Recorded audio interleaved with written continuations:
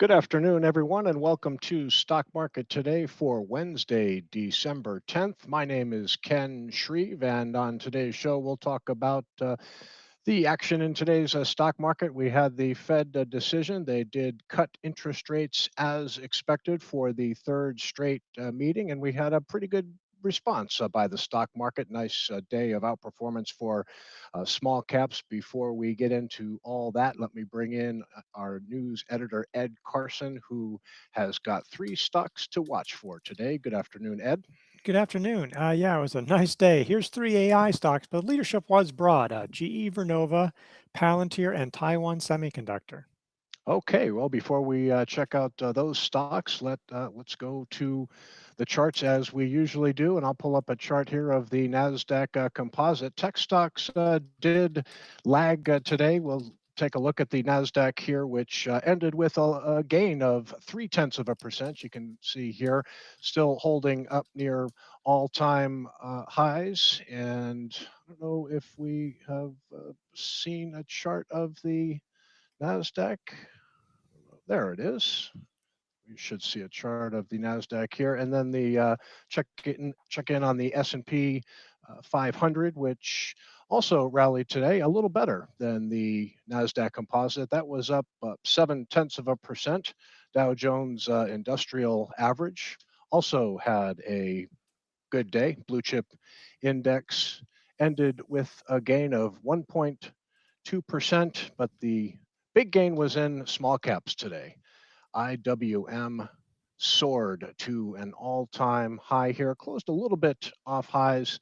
As you can see, the Russell 2000 up 1.4% on the day. So, Ed, we did see again, tech stocks did lag today, but overall a positive response by the stock market. The Fed, it wasn't a big surprise that they cut interest rates. They did say that they were going to start a little bit of quantitative easing. They're going to start buying $40 billion worth of treasuries starting this Friday. They did hint at that at the last meeting, so maybe not a big surprise there, but overall a positive response by the market.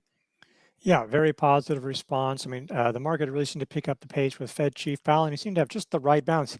Honestly, it just seemed fairly positive. I mean, like, yeah, the labor market's got some issues, but he thought that would stabilize. He's not worried about inflation.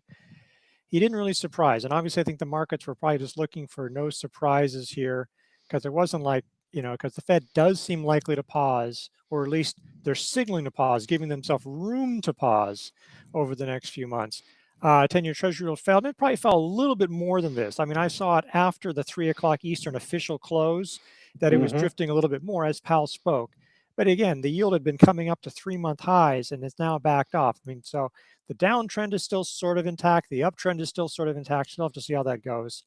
Yes, the NASDAQ was a little light, but some of that was Microsoft was weak, Meta was weak, NVIDIA was weak. But, if you look at QQEW, that one was stronger. That one showed a little bit more breadth, in there, because that's where, there were a number of tech or techie type stocks that were showing strong action, but there was a lot of strong action. Financials, home builders, airlines, there was all sorts of things were doing well today. We saw a major, not QQEW, but saw the major indexes all get above their short-term highs, at least intraday. So there was like that high from last week. They were all getting above that. The Russell obviously at new highs. Look, the market's at highs, basically. Stock leadership is broad. Stocks are flashing buy signals. This is a time to be pretty heavily invested. I mean, this is why the last couple of weeks have been a time to build up to that. You can keep building up to that, but it's sort of like if you're not going to do it now, when would you get pretty heavily exposed? Again, if you are modestly exposed, don't jump in overnight and go from 20% to 90%. But this is a time to be exposed, assuming conditions stay positive. Yeah, well, we were looking to add some exposure with the leaderboard model portfolio today, and we figured what better way to do it just by adding some small cap exposure. This was just a picture perfect technical breakout for IWM. This is the small cap ETF, and this is what just a classic technical breakout looks like here for IWM, breaking out to all-time highs here, crossing this 252.77. buy point here. And even, like you mentioned, Ed, DIA obviously making a strong technical move today, just breaking out over some recent highs, not going into all-time high ground, but definitely a strong technical action for really all of the major stock indexes today. So this really the rate cut today by the Fed, it really is almost a one and done type situation, because when you look at the Fed's dot plot, they're really only forecasting at this point. Things can change, but we're only looking at one rate cut for all of next year at this point. Yes, but it is definitely divided, because the funny thing is that I think that there are something like 6 or 7. It's basically there's 6 or 7 or so that want no cuts from here. There's a whole bunch that want 2 cuts or more, and then there's only 4 that want 1 cut. So, I mean, that's the median voter, and that's maybe what we get. But it's tilted towards it's not a bell curve where everything was in the middle. So it's going to be divided heading into next year. And again, the Fed's going to change. I mean, some of the policymakers, the regional Fed presidents rotate, and some of those will rotate in on January. Some maybe more hawkish or dovish. There'll be, Powell will be leaving in the spring. So what the Fed has to say about 2026, keep in mind, the Fed will look much different in a few months from now. Yeah, yeah. Well, you mentioned some of these equal weighted ETFs, RSP. Really acting strong here, up near all-time highs. RSP, little mini breakout of its own here. That made a nice move. Definitely outperformed the S&P 500 today with a 1.4% gain. And then QQEW, the equal weighted NASDAQ 100 ETF, also a nice move today, up 9/10 of a 0.9% here today. Saw a very nice move today in GE Vernova. GEV had an analyst day yesterday and spoke about some very bullish guidance. Their turbines seeing very strong demand, powering data centers. GEV had a nice gap up out of a long consolidation here, had been showing very good price action before the gap up with a nice move above the 50-day moving average, but they did have some pretty good things to say. Wasn't an earnings report, just had some very bullish things to say about business going forward late yesterday, Ed. Yeah, I was talking about 2028 guidance, and that matters because they're basically sold out for the next few years. So there's only so much they can raise guidance in the short run, but it's just like there's just this unlimited demand right now for its natural gas turbines. It raised its buyback to 10 billion from 6 billion, doubled its dividend. Just sounded very bullish here. It was interesting that GE Vernova did not have much in the way of coattails. Like if you look at something like Bloom Energy and some of the other AI energy plays like Bloom Energy or Constellation Energy, some of them came off lows. Well, actually, Bloom didn't. It came off lows, then fell back again. And so even with the Fed cutting rates, even with everybody rah, it was interesting that there was just no coattails. And I think CEG, the last time I had looked, that was also down. So that's a big nuclear play. So again, that's just a little odd, but yeah, GE Vernova. Oh, that did come back, but that's after the Fed. It wasn't because of GE Vernova, but GE Vernova.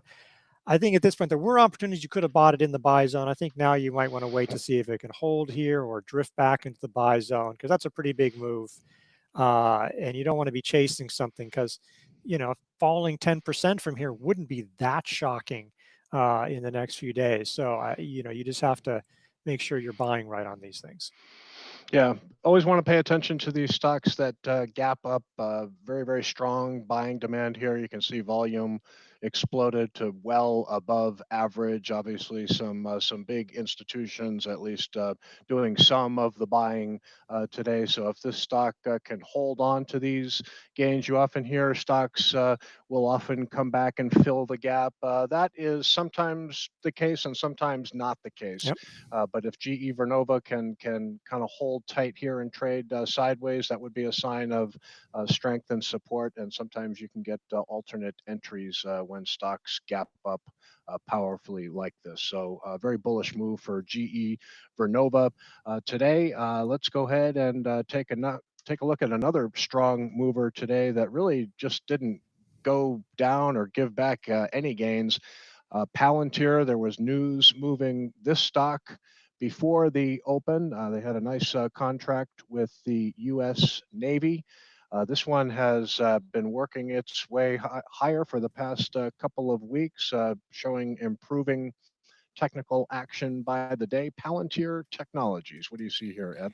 Yeah, that Navy contract certainly helped. It had gotten above the 50-day line, but hadn't really clearly done it. And so I think today it's now clearly above the 50-day line, but not too extended. I think it's probably like 4% above the 50-day line, something like that. So today was certainly a day, especially after the Fed cut, that you could say, I'm going to add exposure.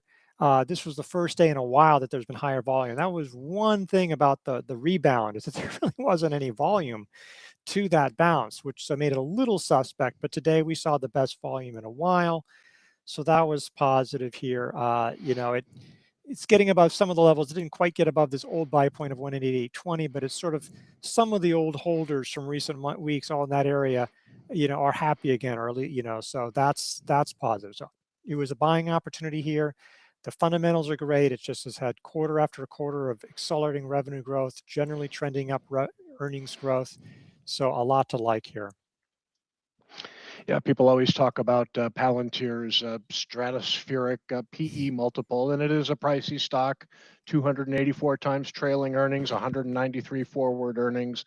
I mean, you can see the growth that this company is showing. Huge annual earnings, but when you just look at the recent quarterly results here, sometimes stocks sell at a premium valuation for good reason, and you can see that the growth is accelerating and the strong growth is expected to continue. And Ed mentioned this contract, a $450 million contract with the U.S. Navy.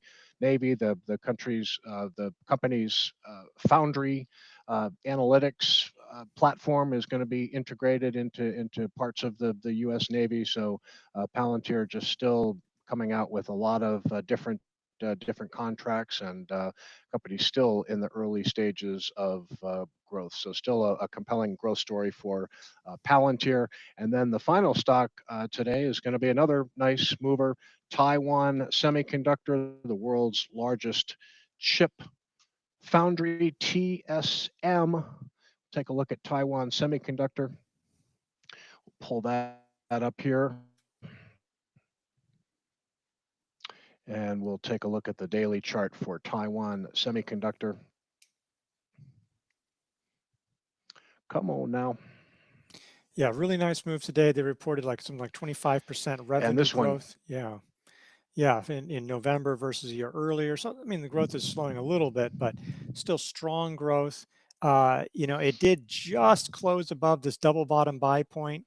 It's been actionable for the last couple of days above the 50-day line. So it was actionable, but I mean, the upcoming sales were an issue. Here it's moving up. It is, this is much like SMH. These are sort of like, this is one of the better ways, safer ways, I would say, to play the AI thing, because whether it's custom chips or it's AMD or it's NVIDIA, Taiwan Semi makes them all. So even if it doesn't end up being the biggest winner, it seems like it will likely be a winner as long as AI chips are winners, in general. So this is definitely one to play. I mean, I will note that Broadcom does have earnings tomorrow, but it does seem like Taiwan Semi has its order book full and should be doing well here. Nice action. Just it provided opportunities ahead of time. Nice move here that people could have taken advantage of. Absolutely, and still in the 5% buy zone here, still in the early stages of breaking out. And look at the fundamentals here too. You look over the past 4 quarters of reported earnings and revenue. I mean, you're talking about rip-roaring growth here. So you see a lot of these tech stocks just going to the moon, but in many cases, there's just really strong fundamentals that are fueling the growth here. So Taiwan Semiconductor, just like Palantir, really a compelling growth story. So another stock that is in a buy zone here, just now starting to break out of this pattern here. So you have a buy point here of 310. maybe 311.37, but the stock, at 310, still in the buy zone here. You mentioned Broadcom reporting earnings tomorrow. We've been talking about the outperformance of all different kinds of chip stocks, and you can see Broadcom is up near all-time highs. That hit another all-time high today. We do have a couple of earnings reports after the close.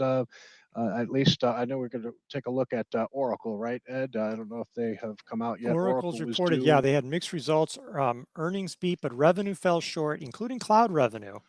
And so, I mean, people, I think, really want to see positive news. And you can see it gapped up after the last earnings report, but then people just started sort of like, it's almost like they went into a buffet and said, I want everything. And they put on their plate and people said, are you really going to be able to eat all that?